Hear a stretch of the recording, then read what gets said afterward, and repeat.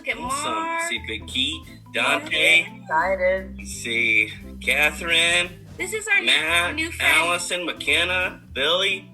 Wow. Gang's all Kristen. here. Nate. Whoa. Gang's all here.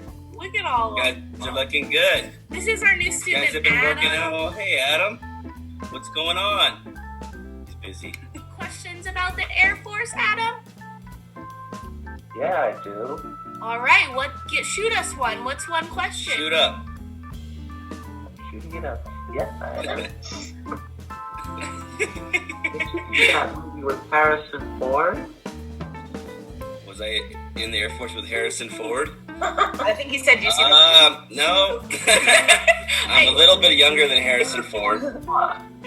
I think Adam really enjoys movies. He always talks Oh, about yeah. them. Harrison Ford was in Star Wars. Yeah.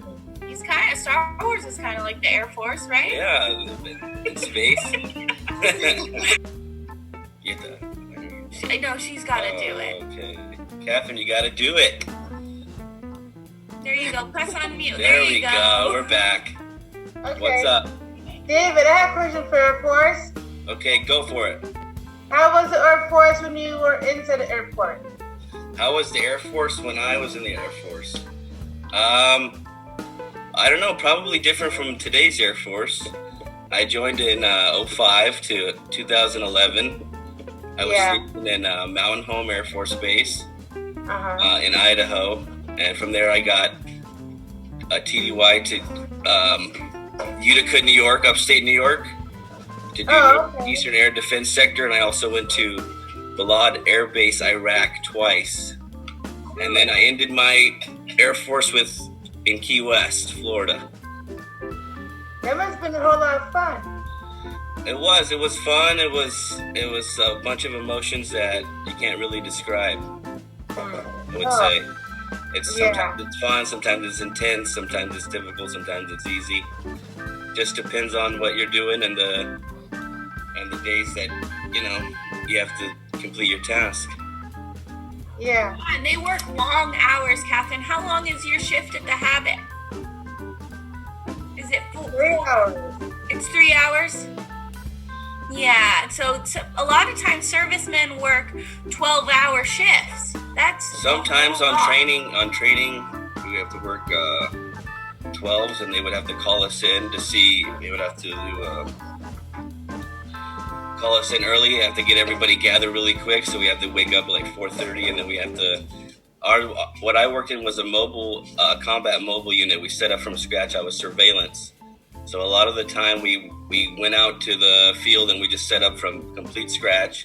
And it's in Idaho. Sometimes we would go in the wintertime and it's freezing out there in Idaho in the middle of nowhere.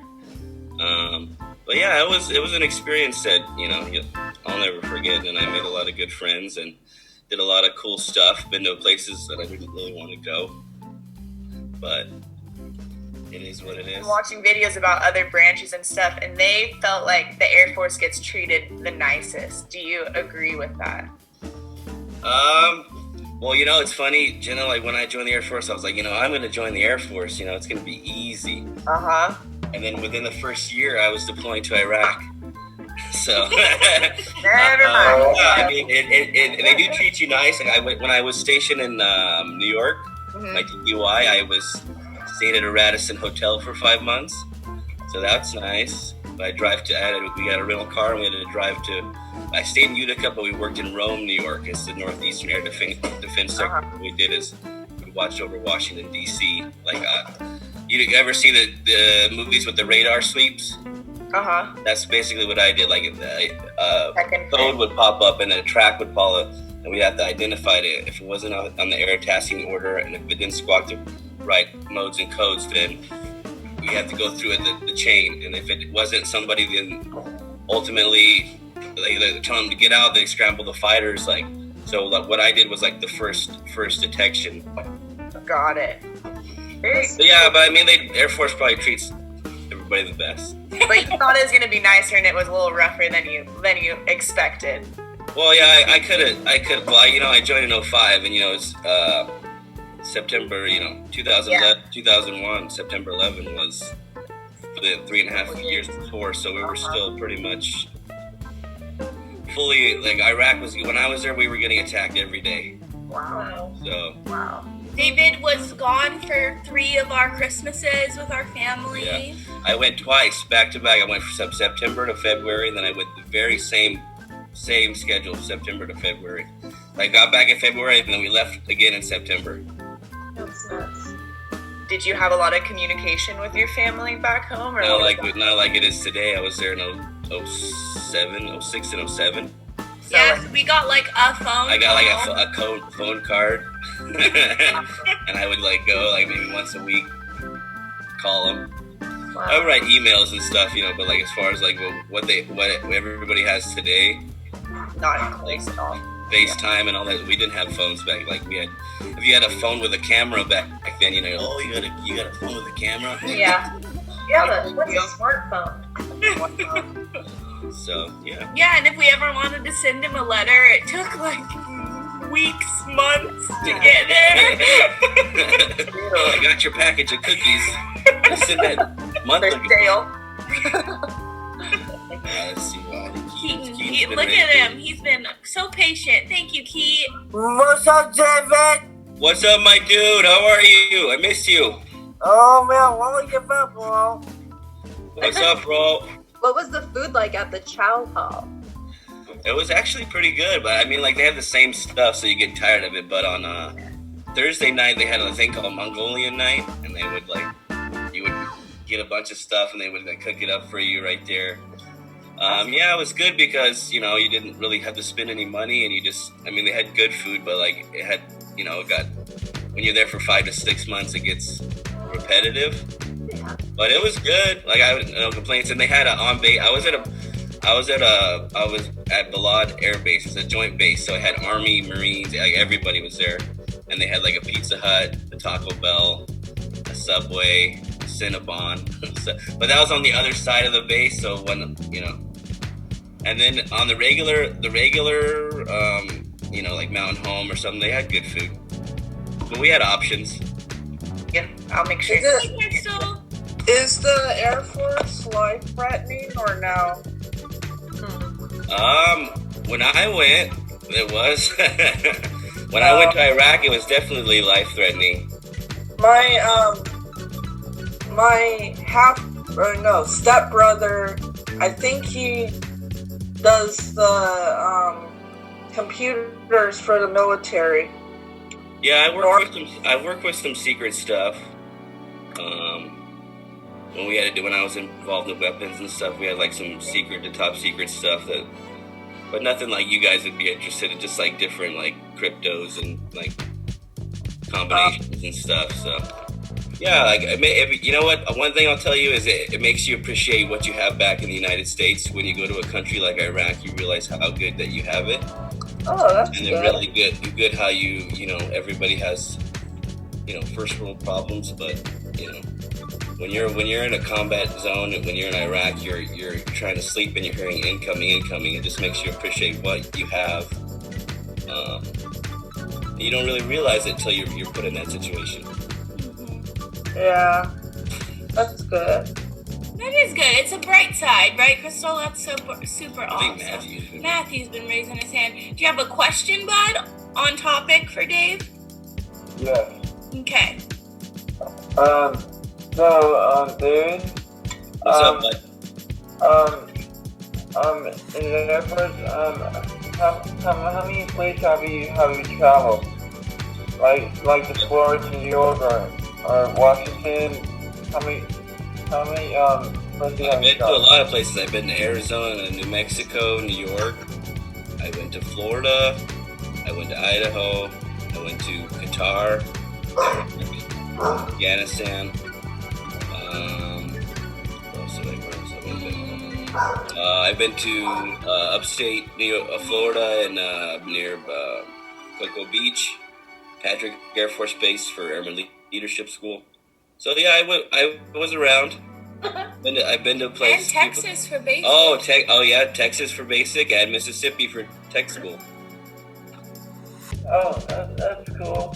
You know, I'm directing airspace, I'm directing unmanned aerial vehicles. To like one little mess up, and something happens to the UAV, that's $1 billion. You know, it's just like so. In the Air Force, but we had basic training like everybody else. We had Warrior Week. We went to the gas chamber. We did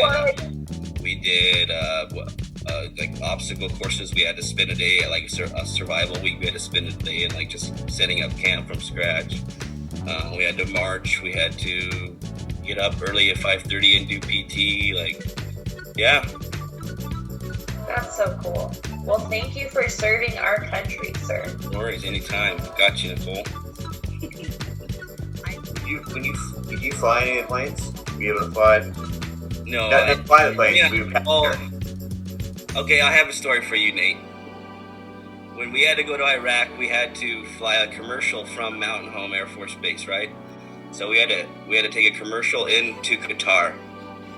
And it just seemed like we stopped in Ireland, but it just seemed like it went on forever. Like it would go from day to night. I didn't know it was day or night. Like you're seeing like all these times change, and it goes from morning to night within hours, like back. Wow. So we arrive in Qatar, right? And it's like you get off the plane. We got off the plane at 2 a.m, and I looked to as soon as we got off the plane, I looked to my right. There was a girl that was my coworker, airman, and her glasses just completely like fog up. It's that hot outside in Qatar. The humidity is like I've been to Florida. It's where it was like it felt like I was like, oh my god, it was unbearable. Like, and in the daytime, it's just so hot out there.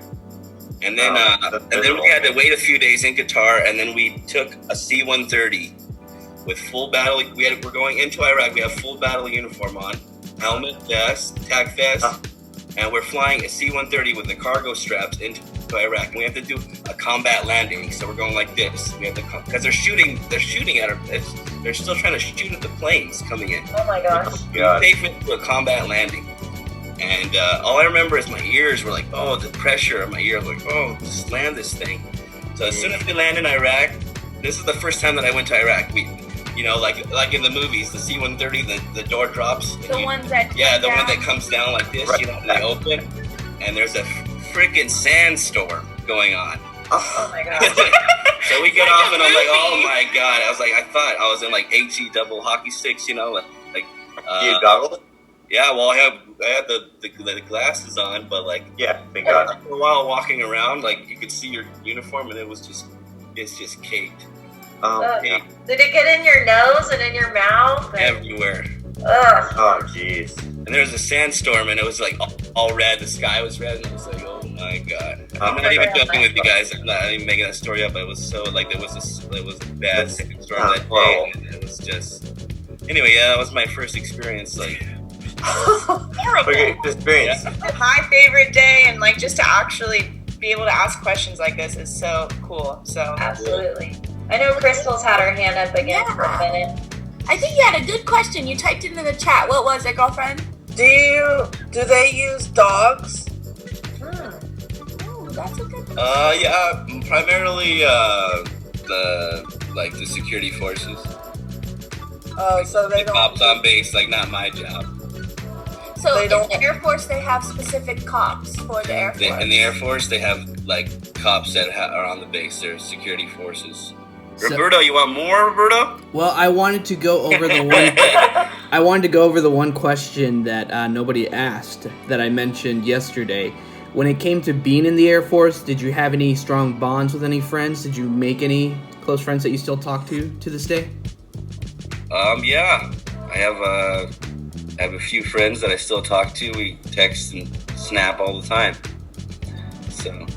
Yeah. I mean, when you're doing stuff like that, like when you're going to different places and going to war, you have to trust the people that you work with pretty quick, and it develops into friendship. So yeah. Show him the tattoo. He got it with his Air Force friend. Right on, bro.